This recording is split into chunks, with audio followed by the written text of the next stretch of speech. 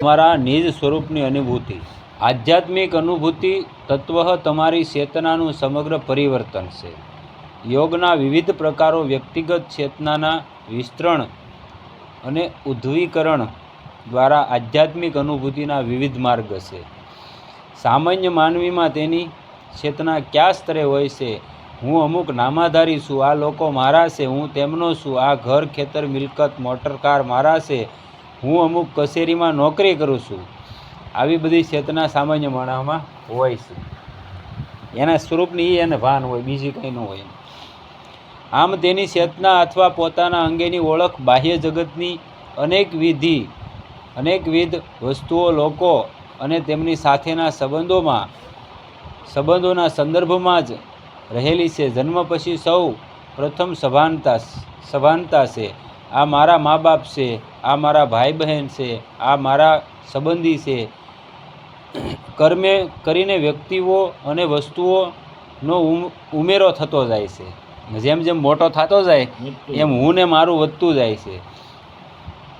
અને પરિણામે આપણે ગમે તેટલા પુસ્તકો વાંચીએ, આધ્યાત્મિક ચર્ચાઓ કરીએ, શાસ્ત્રાર્થ કરીએ, તત્વજ્ઞાનની વાતો કરીએ, છતાં આપણી ચેતના ભૌતિક પદાર્થો અને નામરૂપધારીઓના સંદર્ભમાં જ સકળાયેલી રહે છે. જે આ ભૌતિક પદાર્થો છે એમાં જ આપણી ચેતના જાગૃતતામાં રહે છે. આધ્યાત્મિકમાં ક્યારેય જાગૃત થતી નથી. અને થાય તો આ બધી વ્યથા છૂટી જાય. અને દેહાધ્યાસ કહે છે. અને તેથી તેને કારણે આપણી ચેતના દ્રશ્ય જગતમાં સીમિત રહે છે. બાહ્ય જગતમાં સીમિત રહેશે, અંદર તો કંઈ જોતો નથી પાછું વળી કે હું ક્યાં પહોંચી ગયો. હા, દેહને માનવાવાળા, સારવાક મતવાળા, હું કરું છું, હું છું, હું કોણ છું, આવું એને ભાન હોતું નથી. અને દુઃખનું મેન કારણ એ જ હોય છે કે માણસ પોતાને જ પોતે ભૂલી ગયેલો હોય છે. નહીતર આપણે એવું નથી કહેતા કે જ્ઞાન સરસાથી તમારું તમને કલ્યાણ કરી નાખો, એવું આપણે કોઈને સલાહ નથી દેતા. અને કરે એ સારું કહેવાય, મારું એમ કહેવાનું. પણ છતાંય તમારાથી કાંઈ ન થાય તો એક સરળ સ્વભાવ, તુલસીદાસજી મહારાજે કીધું છે ને, સરળ સ્વભાવ નમન કુટિલાઈ. આ સ્વભાવ માણસનો બની જાય ને તોય માણસ ઉગરી જાય. પણ એ માણસ નથી કરી શકતો. અને બહુ બધું ન કરીએ કે તો માણસ નામ જપ તો કરી દે કે હાલતા ચાલતા કામે કાજે બધી જગ્યાએ માણસ નામ જપ કરી શકે. અને કોઈ પણ માણસને કાંઈ પણ અડચણ જીવનમાં આવતી હોય, કોઈ હેરાન થતો હોય, પ્રારબ્ધને લઈને કોઈ હેરાન થતો હોય ને, તો પ્રારબ્ધ તે ભગવાન પ્રારબ્ધ બાળી ન નાખતા, પણ પ્રારબ્ધનું કર્મ હોય ને એને દબાવી તો દે જ તે. તમને કેન્સર લખેલું હોય, તમારા પ્રારબ્ધમાં કેન્સર હોય તો કેન્સર જ થાય. પણ જે તમારે ભોગવવાનો સમયગાળો હોય ને એ સમયગાળો નથી રહેતો. આવું કોઈ એમ કે ન હોય તો હું તમને માધવ તીર્થ કરીને એક મહાત્મા થઈ ગયા વૃંદાવનમાં, માધવદાસજી કરી. એ મહાત્માને 6 મહિનાનું, મતલબ એને એક રક્તપિત્તની પીડાનું એક પ્રારબ્ધ હતું. 6 મહિનાનું પ્રારબ્ધ એની પાસે આવ્યું. આ કોઈ એમ કહે ને કે આવું ન હોય એની સાબિતી આપે આ મહાત્મા. 6 મહિનાનું પ્રારબ્ધ એને સામે આવીને ઉભરી ગયું. એ કે ભાઈ કોણ એમ તું? આને પૂછ્યું તું કોણ છે? એની સાધનામાં હતા. એ કે હું તમારું પ્રારબ્ધ છું અને 6 મહિના તમારે આ પીડા વેઠવાની છે. ઓલા મહાત્મા કે એવો સમય જ નથી, તું અહીંયા 6 મહિના સુધીનું ક્યાં કહે, 1 મહિનાનો ટાઈમ નથી, તું વહી જાય કે અત્યારે નહીં, જ્યારે હું કહું ત્યારે આવજે. પ્રારબ્ધને એમ કહી દીધું. એ ઘટાડતા પ્રારબ્ધ 24 કલાક આવી ગયું હતું એમ કહે છે. અને આ કોઈ ઘરની વાત નહીં, હાલમાં જે મહાત્માઓ જીવે છે એને જોયેલો આ દાખલો. એને કોઈને મળવાની છૂટી, મળવું હોય ને એમ થાય કે આ ભાઈ ફેંકે છે તો મળી લેવાની છૂટી. આજની તારીખમાં એવા મહાત્મા જેને યારે અનુભવ કરેલો એ મહાત્મા જીવે છે વૃંદાવનમાં. રાજેન્દ્ર દેવાચાર્ય મહારાજની બધા છે. 6 મહિનાનું પ્રારબ્ધ 24 કલાકે લાવી દીધું. અને 24 કલાક રૂમમાં આવી ગયા અને શિષ્યોને કીધું, પ્રારબ્ધે કીધું 24 કલાક હું ભોગમાં. જે પીડા હોય ને તમને એટલી બધી પીડા ન થાય 6 મહિનામાં, અને એટલી 24 કલાકમાં એને થઈ ગઈ હતી. એને શિષ્યોને કહી દીધું કે હું રૂમમાં વયો જાઉં, 24 કલાક સુધી હું રાડ્યું નહીં, મરી જાઉં તો દરવાજો ન ખોલતા. કે 24 કલાકે બહાર નીકળે, અંદર ગયા એટલે પ્રવેશ કરી ગયો પ્રારબ્ધ. આખા શરીરે લોહી પરુ હેલા જાય એવી રીતની સ્થિતિ થઈ ગઈ. અને સવારમાં બહાર નીકળ્યા એટલે પાછા હતા ને એવા રેડી. જેનો ભોગ છે એ ભોગવીને એવું જાય ને એટલે સારું થઈ જાય. આવા ઘણા દાખલા છે ને ઇતિહાસો છે કહેવા બેસી તો. પણ મારો કહેવાનો મતલબ કે કોઈ એમ કહેતું હોય કે નામ જપથી કે ભગવાનની ભક્તિથી કે કાંઈ નથી થતું, તો એકવાર અનુભવ કરી લેવાનો ભગવાન શું છે. તમને અહીંયા હકવે છે, તમારું બધું આંકે છે, ને તમે એમ કહો ભગવાન શું કરી જાય, તો તમે દુનિયામાં હાલો કોના પાવરથી? એક જ્વર તમને તાવ આવી ગયો હોય, તાવ એક ભગવાનનો સામાન્ય એની સેનાનો, મહાદેવની સેના છે ને ભૂતડાની, એની સેનાનો એક રંજ ભાગ કહેવાય તાવ છે ને. એ મહાદેવની સેનાનો ઓલો છે, એનો મેન નાયક છે. જો એક સામાન્ય તમને લોદર જેવા કરી નાખતો હોય તો હજી ભગવાનનો તો હુકમ ફાટ્યો નથી, અખિલ બ્રહ્માંડના માલિકનો. એટલે એવું છે. બાહ્ય જગતની સભાનતા આપણી ચેતનાને બહુ મહદ અંશે આવરી લે છે, ત્યારે ઈશ્વરની સભાનતા કેવી રીતે સંભવી શકે છે? તેને માટે કોઈ અવકાશ જ નથી. અને તમે ક્યારેય ઈશ્વરની સર્વવ્યાપી ઉપસ્થિતિને યાદ કરી સર્વમ ઈશ્વરમયમ જગત, આ ભાવના જેની થઈ જાય, આખું જગત છે ઈશ્વરમય છે, આવી જેની સમાનતા થઈ જાય ને, એને કાંઈ નથી નડતું સંસારમાં રહે ને તોય. અને નહીંતર અહીંયા લુગડા ફેરવી નાખે ને બાપુ બની જાય અને આ જગતને ઈશ્વરમય ન જોવે ને તો એમાં એને કંઈ કાઢી ન લીધું, એ યાદ રાખવાનું. સમાનતા કેળવવા પ્રયત્ન કરો તો પણ એક ટકશે નહીં, કારણ કે એ તમારે માટે તદ્દન ભિન્ન જગત છે. એક સંત કહેતા કે એક લીલથી આચ્છાદિત તળાવમાં તમે એક પથ્થરો નાખી દો, લીલ હોય તળાવમાં અને પાણી ભર્યું હોય, એમાં તમે એક પથ્થર નાખો તો ત્યારે આપણે નાખીને એટલે લીલ આખી વહી જાય, બરાબર. પણ પછી પાછું એ પાણી સ્થિર થઈ જાય એટલે પાછી લીલ છે એ પાણીને પથ્થરાને આવરી લે, એટલે પથ્થરો નથી દેખાતો અને આપણને પાણી નથી દેખાતું, સીધી લીલ દેખાય. શું દેખાય? એમ આપણું એવું છે. પરિણામે તે પાણીને જોઈ શકતા નથી આપણે, અને કેવળ લીલ જ આપણને દેખાય છે. જેમ આ તળાવ પર બધે સવાયેલી લીલને કારણે તમે પાણી જોઈ શકતા જ નથી, અને લીલને જ હટાવીને પાણી જોવાના તમારા તમામ પ્રયત્નો પણ નિષ્ફળ જાય છે. તે જ રીતે દેહાધ્યાસ, દ્રશ્ય જગત અને ભૌતિક જગતની સમાનતાને કારણે આપણી ચેતનાને તેના આધાર અને અધિષ્ઠાન તરીકે રહેલા મૂળ તત્વને તમે જોઈ શકતા નથી. નહીતર આ દુઃખનો પાયો ન હોય. જે તત્વ છે ઈશ્વર તત્વ, એને આપણે પોગી નથી શકતા. અને આપણે શું જોઈએ? બાહ્ય જગત જોઈને લીલ જોઈએ એમ જ છું ને. અને આવી સ્થિતિ સંસારી માનવીની છે, એટલું જ નહીં પરંતુ સાધકની પણ છે. પરંતુ તફાવત એ છે કે જેમ પથ્થર નાખી લીલ હટાવી અને પાણી જોવાના પ્રયત્ન કરાય છે, તેમ સાધક દ્રશ્ય જગતની સભાનતાથી પર થઈને ચૈતન્યનો અનુભવ કરવાનો પ્રયત્ન વારંવાર કરે છે. આપણે જોવાનો પ્રયત્ન તો વારંવાર કરીએ પણ ત્યાં પહોંચી ન શકતા. જેવો તેના પ્રયત્નો થોડો સમય માટે પણ શિથિલ પડે છે કે તરત જ સંસારની સભાનતા સવાઈ જાય છે. તેથી આધ્યાત્મિક સાધના સતત અવિરત તેમજ દ્રઢ નિશ્ચયથી અને મક્કમતાપૂર્વકની હોવી જરૂરી છે. જો આવી તેલ ધારાવત એકધારી સતત સાધના હોય તો જ ધીમે ધીમે પોતાની સંસાર વિષયક સભાનતા હળવી થતી જાય છે. તેલ ધારાવત કેળવણી હોય તો થાય, અને એવી જ રીતે ભજન હોય તો થાય.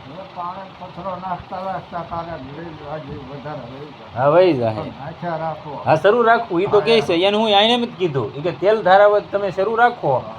ભલે ને આપણે એમ નથી કહેતા તમે આ દ્રષ્ટિ કેળવો, આ તો બહુ ઉચ્ચ કોટીની દ્રષ્ટિ છે, બરોબર. પણ મારું એક જ સલાહ, આપણે તો એક જ વસ્તુને માન્ય કર્યું. આ બધી લાંબી ઓલામ ન પડવું જંજાળમાં. સીતારામ કે રામ રામ કરો તોય તમારું કામ થઈ જાય, તોય કામ થઈ જાય. કેમ કે આ બધી બહુ ઉચ્ચ કોટીના મહાત્માઓની સ્થિતિ છે, અને આ સૂક્ષ્મ બુદ્ધિવાળાનું કામ છે, જેની સૂક્ષ્મ પછી થાય આ બધું. પણ અત્યારે તો પહેલું મેન વસ્તુ આપણે કોઈ સાધન લેવું હોય તો નામ જપ લેવાય. શ્રેષ્ઠમાં શ્રેષ્ઠ સાધન. તમને નામ જ બધી સ્થિતિ પ્રગટ કરી દે. આધ્યાત્મિક ચેતના જાગૃત થઈ તેનું સ્થાન લેતા જઈ છેવટે તેને હટાવી શકે છે. પછી દેહાધ્યાસ તમારું પરિચ્છિન્ન વ્યક્તિત્વ અને સંસાર વિષયક સભાનતા રહેતા નથી, પરંતુ આ બધાનો મૂળ આધાર અને સ્ત્રોત એવા પરમ ચૈતન્યથી જ સભાનતા રહે છે. જે એકમાત્ર સત એકમેવ અસ્તિત્વ છે તે પરમાત્માની સભાનતા વિકસે છે. ચૈતન્ય મન દ્વારા બાહ્ય આવિષ્કાર પામે છે. એટલે ધીમે ધીમે આપણા આ માધ્યમને, આપણા અંતકરણને સંપૂર્ણ રીતે પરિશુદ્ધ કરવામાં આવે તો જ ચેતનાનું આવું પરિવર્તન, આવું ઉદ્ધવીકરણ શક્ય બને છે. જે બાહ્ય જગતમાં મનની દૃષ્ટિ છે એને ઈશ્વર તત્વ તરફ વાળવી પડે. પહેલાં તો આપણે એમ રોજ કહી ઘણા બાનું, આપણે બાનું મોટું હોય, એમાં આપણે ગૃહસ્થમાં સંસારીને જ બહુ બાનું મોટું હોય. આપણે એમ કે માળા 5 કરજો, એટલે ભાઈ અમારે તો ઘણી માળા કરવી પડી, કે માળા કરવી બેસીને મન બહાર વયું જાય. આવું મોટું બાનું માણસનું હોય. મન એ કે ઠેકાણે ન રહેતું.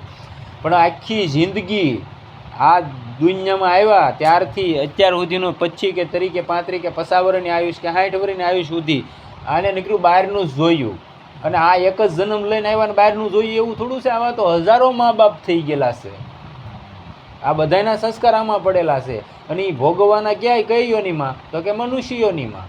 આ બધા સંસ્કાર જાગૃત થાય એટલે એ તો નડવાના જ છે. પણ તમે રોજ એક જ જગ્યાએ ઓલા કે ને કે ભાઈ પાણોય ફાટી જાય, એક જ જગ્યાએ રોજ એક ટોસો મારો ને તો એ પાણોય ફાટી જતો હોય. પથ્થર છે અને રોજ એક સવારમાં જાગીને એક ટોસો મારો ને તો એ 2 મહિને 100 મહિને ફાટી જાય એ પાણો. જો એમાં એવું થઈ જતું હોય રોજના ઘસારાથી, તો આ મનનો પાછું વળી જાય. પરાણે લેવરાવો એને રામ નામ, શું કામ ન લે? પરાણે એક ફેરી કેળવો, પછી એને રોજની ટેવ પડી જાય. તમને કોકે કીધું હોય હા અમે રોજ જવાનું, તમારે સાંજે 500 નોટ દે, તમે ત્યાં જઈને ઊભા રહ્યો કે નહીં, તમને ગાળી દે તોય જાઓ. બોલો જાઓ કે ન જાઓ? આપણું સમયકે સ્વરૂપ આપણી સાચી ઓળખ ચૈતન્ય જ છે, છતાં આપણે તેને વિશે કાંઈ જાણતા નથી. આપણા માટે ચૈતન્ય એક ખ્યાલ, એક વિભાવના કે એક કાલ્પનિક બાબત માત્ર છે. તેના વિશે આપણને કોઈ સ્પષ્ટતા નથી. આપણે અંતરતલમાં ડૂબકી મારી તે ચૈતન્યનો અનુભવ કરતા નથી. આપણે માની લઈએ છીએ કે ચેતના મનમાંથી જ ઉદ્ભવે છે અને એ મનની અભિવ્યક્તિ છે. એટલે સૌ પ્રથમ મનમાં ઘર કરી ગયેલી આ માન્યતા દૂર કરવા મનને તૈયાર કરવું પડશે. હું કીધું એ આને જે જગ્યાએ બહાર ગયેલું છે, બાહ્ય જગતમાં ગયેલું છે, ત્યાંથી આને પાછું વાળવા માટે હું એનું કંઈ જોવે તો ખરું ને કેમ પાછું વાળવું? તો ઓલા તમે કહેતા ને એને ક્યાં બાંધવાનું? ખૂંટીએ બાંધો, એને બાંધવું પડે. તો એને શું એમ કંઈક આધાર તો દેવો પડે. આખો દી આને નીકળ્યું બહારનું જોયું આખી જિંદગી, એટલે એને કંઈક દેવું પડે ને માધ્યમ, તો દી પાછું વળે. એટલે એને પ્રલોભન આપો કે ભાઈ 1 કલાક કે 15 મિનિટ કે 20 મિનિટ કે 10 મિનિટ હું માળા કરી લઉં ને ક્યાં સુધી મને ટેકો દે, પછી તને આખો દી ટેકો દેવાનો છે મારે. એટલે એમ કરતું એ ઠેકાણે આવી જાય. સમજ્યા તમે? પછી રોજ આખો દી સતત ચિંતન શરૂ રાખો. જ્યાં તમે કામ કરો છો ત્યાં સીતારામ, રામ રામ, રાધે કૃષ્ણ, હરિ, શિવ, જે તમને ગમે. ચૈતન્ય મનથી પર હોવા છતાં તેને પામવા માટે મન દ્વારા જ પ્રયત્ન કરવો પડે છે. આધ્યાત્મિક સાધના એટલે મનને દુન્વયી સ્થૂળ વસ્તુના સંગથી, પ્રપંચથી, રજોગુણથી, તમોગુણથી મુક્ત કરવાની પ્રક્રિયા. તમે કેવી રીતે આ કાર્ય સિદ્ધ કરી શકશો? આ બાબતે જોઈ શકાય તેવી કે પાર્થિવ નથી. તમે તેને એક પછી એક પકડીને ફેંકી દઈ શકો તેમ નથી. આ એવી વસ્તુ નથી, કોઈ પાર્થિવ નથી તમે એને પકડીને નાખી, એવું કંઈ છે નહીં. મન કંઈ એમ થવાનું નથી. આ બધું માનસિક છે, તમારા મનમાં અંતકરણમાં રહેલું છે. તે દ્રશ્ય વસ્તુ નથી પણ અમૃત છે. સાધક માટે આ જ મોટી સમસ્યા છે. આપણા ભૂતકાળના અનુભવો પરથી ધીમે ધીમે ઘડાયેલા વિચારો, મનોભાવ, અંતકરણની વિવિધ અવસ્થાઓ, સ્મરણપટમાં અંકિત સાપ વાસનાઓ, વૃત્તિઓ કે એ સંસ્કાર છે. મહાપુરુષો છે એ કોઈનું મન કોઈને સાથ ના આપતું. કોઈ એમ ન માની લેતા કે મહાપુરુષો થઈ ગયા, એ શાસ્ત્રોનું અધ્યયન શું કામ રાખે? કોઈ મહાપુરુષ હોય એ એકાંતમાં ભજન કરતા હોય ને તો એની આગળ પુસ્તકો હોય, શાસ્ત્રોનું અધ્યયન રાખે. શું કામ? કે જે એને સમયગાળો ફ્રીનો મળ્યો, એને જે એનું રોજનું નિત્ય નિયમ છે એ કરી લીધું, પછી એને જે સમય હોય ને એ સમયમાં એ પુસ્તકોનું, શાસ્ત્રોનું અધ્યયન કરે. શું કામ? કે ભગવાનના ગુણાનું આ લીલા એનું ચિંતન એને શરૂ રહે સતત, એટલે કરે. કેમ કે નહીતર એને ત્યાં મન ફગાવી નાખે. આ મન બહુ અઘરું છે. આ જન્મ મરણના ચક્કરમાં નાખવાવાળું કોઈ મેન મોટો દુશ્મન આપણું હોય તો મન છે. એટલે બસીને રહેવું એમ. આ અમૃત ભાવોને શારીરિક કે ભૌતિક પરિબળોથી દૂર કરી શકાય નહીં. આપણે સાવરણી લઈને મનની સાફસૂફી કરીએ, તેને બહાર ફેંકી દઈ શકશું નહીં, તો કેવી રીતે તેને દૂર કરવા?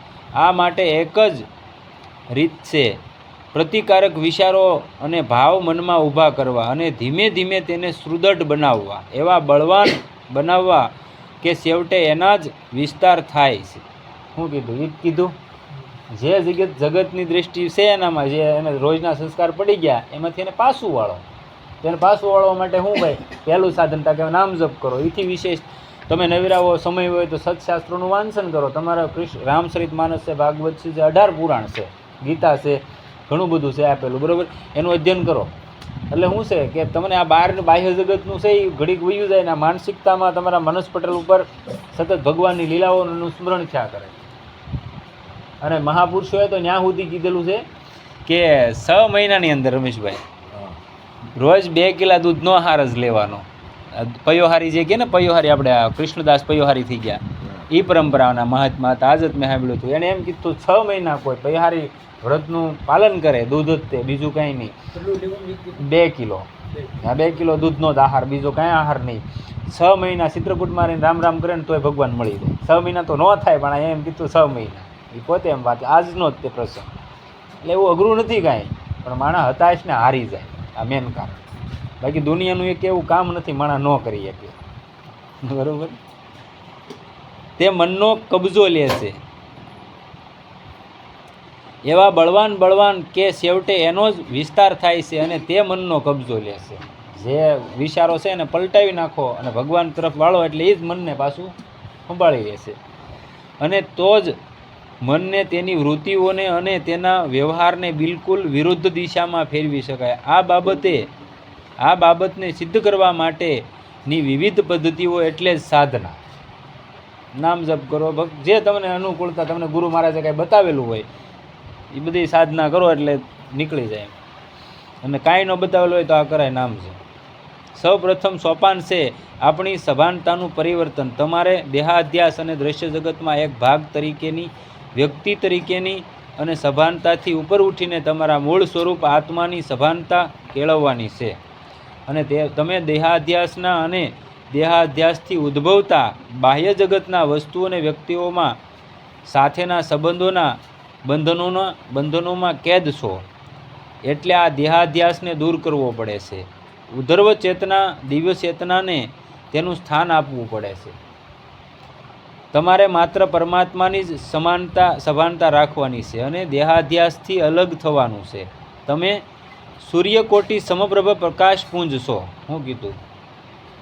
તમે સૂર્યકોટી સમપ્રભ પ્રકાશપુંજ, ઈશ્વરનું એક ઉજ્જવળ કિરણ છો. સમપ્રભ સૂર્યકોટી પ્રકાશપુંજ, ઈશ્વરનું એક ઉજ્જવળ કિરણ છો. એટલે જ કહેવાય ને કે જીવ છે એ ઈશ્વર અંશ છે. એટલે એ ઈશ્વર અને ઈશ્વર સંજ્ઞા લાગી હતી. પણ મતલબ તમને 2 વસ્તુની ખાસ કાળજી રાખવાની જીવનમાં. એક ગુરુ હોવા જોઈએ, અને ગુરુ પ્રદત્ત નામ અથવા મંત્ર એની થકી મળ્યો હોય. રામ બોલો ને તો ગમે ત્યારે કલ્યાણકારક છે, એમાં કોઈ સવાલ નથી. પણ જે ગુરુ પ્રદત્તથી મળ્યું હોય ને એ જે કામ કરે એવું ઓલું તમને ગુરુ સુધી લઈ જાય. જે નામ તમે એમને લેતા હોય ને ગુરુ સુધી તમને પોગાડી દે. પણ જે ગુરુથી મળેલું હોય એ તો કારગર નીવડી જાય, પરમાત્મા મળી જાય. એટલે ગુરુનું મહત્ત્વ બતાવે છે. તમે સૂર્યકોટી સમપ્રભ પ્રકાશપુંજ, ઈશ્વરનું એક ઉજ્જવળ કિરણ છો. એવી સભાનતા કેળવો.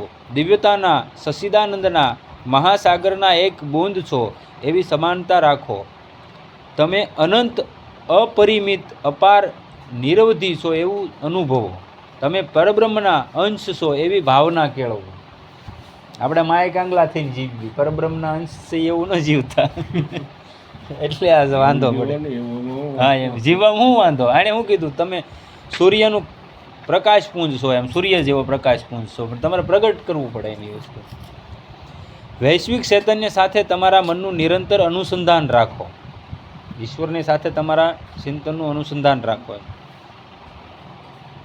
સાધના પોતાને નિર્મળ બનાવવાની, એકાગ્રતા કેળવવાની, પોતાના સમગ્ર સ્વરૂપની સભાનતા કેળવવાની અને તેમાં તન્મય થવાની પ્રક્રિયા છે. સાધનાથી જે તમારે વસ્તુ સુધી પહોંચવાનું છે ને ત્યાં સુધી પહોંચવાની એક સીડી છે. બાકી સાધના તમને સાક્ષાત્કાર નથી કરાવી દેતી, એ તમને કહી દઉં. ઈશ્વરને સાધના, ઈશ્વર સુધી તમને પહોંચાડવાનો એક કેળો છે. બાકી સાધનાથી ઈશ્વર મળી જાય એવું નથી. અને જેટલા પહેલાંનું જે કોઈ પણ મહાપુરુષ તમે લઈ લેવો ને તો આધ્યાત્મિક દૃષ્ટિથી, ગમે એ દૃષ્ટિથી, જેને જ્ઞાનમાં ઊંચી વાતો કરેલી છે ને એનાય તમે તળિયા તપાસશો ને તો પહેલું એક જ ભજન આવશે, નામ જપ જ આવશે. છેલ્લે એ બતાવશે કે આ વ્યક્તિ આ જેણે આ લખ્યું આ ગ્રંથ છે એને સ્વામી શિવાનંદ સરસ્વતી જેને હિમાલયમાં સાધના કરેલી એનોય નામ જપનું પુસ્તક છે, તમને આપ્યું હતું ખ્યાલ હોય તો, નામ મહાત્મય, આ મહાત્માનું સ્વામી શિવાનંદનું, આની નામ માથે બહુ જોર આપેલું છે. આવા જેને સ્વામી શિવાનંદ સરસ્વતીની સંજ્ઞા લાગે આવા મહાપુરુષો થઈ ગયા અને એને નામ માથે જોર આપેલું છે, તો આપણને તકલીફ શું ભાઈ?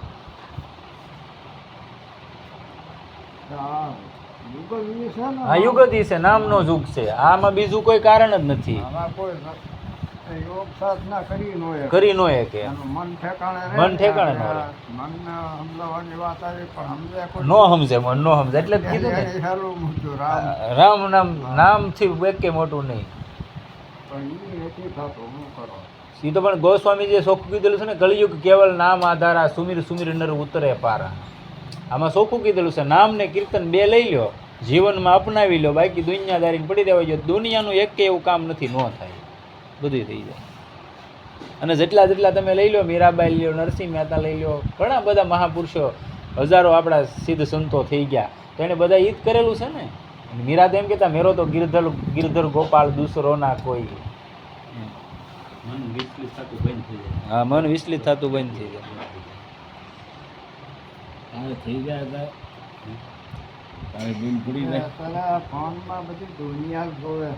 હા, દુનિયા છે. આ વસ્તુ એવી છે, આ વસ્તુ આમાં તમે સારું જોવો ને તો સારું આવે, અને જો તમે આમાં બીજો સંસ્કાર જોયો એટલે તમે તમારી બરબાદીનું કારણ છે આ મોટું.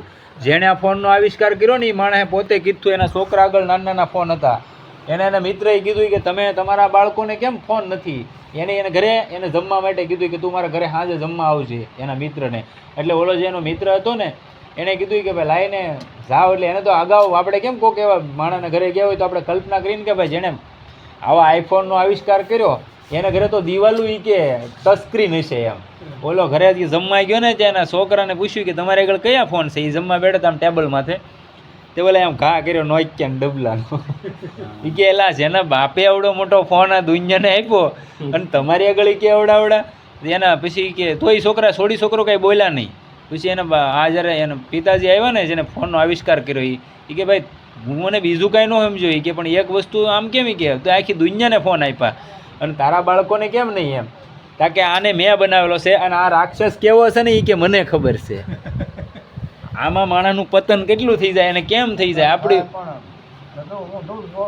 એટલે થાય. નહીતર જો આમાં સારા સંસ્કાર કોકનો સત્સંગ આવતા હોય, મહાપુરુષોની વાણી આવતી હોય, સાંભળતા હોય તો કલ્યાણ છે, પણ એ તો જોતા નથી માણસો. સાધના પોતાને નિર્મળ બનાવવા, એકાગ્રતા કેળવવાના, પોતાના સમયકે સ્વરૂપની સભાનતા કેળવવા અને તેમાં તન્મય થવાની પ્રક્રિયા છે. નિર્મળ બનો, એકાગ્રતા કેળવો, એકાકાર થવા, મનને નિર્મળ કરી તેમાં દિવ્ય ચેતનાના તત્વોને જાગૃત કરો. પછી કેવળ દિવ્ય ચૈતન્ય પર મનને એકાગ્ર કરો. આ અવસ્થાને અત્યંત પ્રગાઢ બનાવો અને છેવટે તેમાં એકાકાર થાવ. તમે સાધનામાં જેમ જેમ આગળ વધતા જશો તેમ તેમ આ અનુભવ આપોઆપ આવતો જ હશે. મૂળત તમે અમર્ત્ય આત્મા છો, તમે અજન્મા છો, તમે મૃત્યુથી પર છો, શોક રહિત અને બંધન રહિત છો, તમે નિત્ય નિરંતર પરિપૂર્ણ છો. આવું છે તમારું મૂળ સ્વરૂપ. શાસ્ત્રોએ આવી ઘોષણા કરી છે. તમારા ગુરુ આ જ વાત કહે છે. તમારા ગુરુએ તમને આ વાત એટલી નિઃશંક રીતે અને દ્રઢતાથી કહી છે કે તમે આ બાબતની પાકી ખાતરી પણ થઈ છે. એટલે તમે જાણો છો કે તમે અમુક નામાધારી શરીર નથી, તમે તો નિત્ય શુદ્ધ પરિપૂર્ણ પરમાનંદ સ્વરૂપ આત્મા છો. આ જ્ઞાન છે, પણ માત્ર બીજ સ્વરૂપે તમને તેનો વાસ્તવિક અનુભવ થતો નથી. બ્રહ્મ અથવા તમારા સમગ્ર સ્વરૂપ આત્માની વાસ્તવિક અનુભૂતિ થતી નથી. ત્યાં સુધી તમે અજ્ઞાના અવસ્થામાં છો એ જ વિચારો છો, અને તેથી કોઈ તમારી વિરુદ્ધ કાંઈ કહે છે તો મિજાજ ગુમાવો છો. કોઈ સાધક હોય ને એનો મિજાજ ન ગરમ થવો જોઈએ, મિજાજ જાવો ન જોવે. એના મનમાં તો કોઈ કદાચ કહીને વિયો ગયો હોય તો સમાનતા હોય તો ભાઈ વાંધો નહીં, એનામાં સમજણ નથી તો આપણને કહી ગયો, આપણે તો સમજીને ભલે કહી ગયો. અને કોઈ તમારે જોવું, તમે સત્સંગમાં જતા હોય ને તો તમને એવા માણસો બહુ મળશે. જીવનના મારા અનુભવની વાત કરું. હું જ્યારે પહેલાં ન જતો ને ત્યારે મને કહેતા ન્યા શું છે એમ કે આપણને હું એ બધા કેવા છે, આવા છે. તમે શું કરો પહેલાં એ જોવો, એ જેવા હોય એવા. પણ તમે મને સલાહ દો એ તમે કેવા છો, તમે અંદર ક્યારે ઝાંકીને જોયું કે હું કેવો છું એમ? હાલો, આમાં કોઈ વ્યક્તિને તમે લાવ્યા, 5 જણા આમાં આવ્યા, આમાં કોઈને લાવી આપણો કોઈનો સ્વાર્થ નથી. કોઈ આવે મારો તમારો સ્વાર્થ છે આમાં કંઈ? મને આમાં કંઈ મળી જવાનું છે નહીં. પણ તમારું કલ્યાણ થાય તો જ મેં તમને કીધું કે તમે ઘનશ્યામભાઈ આવો, બરાબર? તમારું પોતાનું નિજનું કલ્યાણ કરવા માટે આવવાનું છે. તમને એવા માણસો મળે જ તે, તમે ત્યાં હું જાઓ, તમે હું કામ આમ કરો, તમને ત્યાં શું છે, અને એ સારા માણસો નથી. પણ જે વ્યક્તિ તમને કહે છે એનું પાછળનું બેકગ્રાઉન્ડ જોજો, એ કેવો છે. આ વસ્તુ પહેલાં નિરીક્ષણ કરી લેવાનું. અને આ સતમાર્ગ છે, આમાં તમે પગલું માંડો ને એટલે પહેલી આ કઠણાઈ આવે, આ તમારા મનના ઘોડ આવે. હે હારા હાટો શું આવે? આયલી ફટકાવા આવે.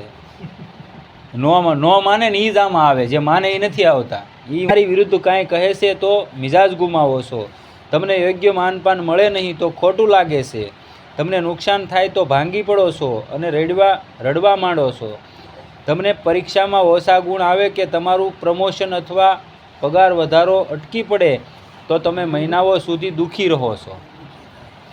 સંસારની આવી દરેક ઘટનાથી તમારા પર અસર થાય છે. ઓલાની અસર ન થાય કાંઈ, આજે એને કાંઈ ન થાય. એને અખિલ બ્રહ્માંડના માલિક માથે ભરોસો હોય, પરમાત્માની માથે, કે જેને જેવું કહેવું હોય ને જેને જે કરવું એ કરે, બાકી મને ન હારવા દે. અને કારણ કે તમે નિત્ય મુક્ત, નિત્ય શુદ્ધ, નિત્ય પરિપૂર્ણ, નિત્ય તૃપ્ત આત્મા છો. એ સત્ય તમે જાણતા નથી.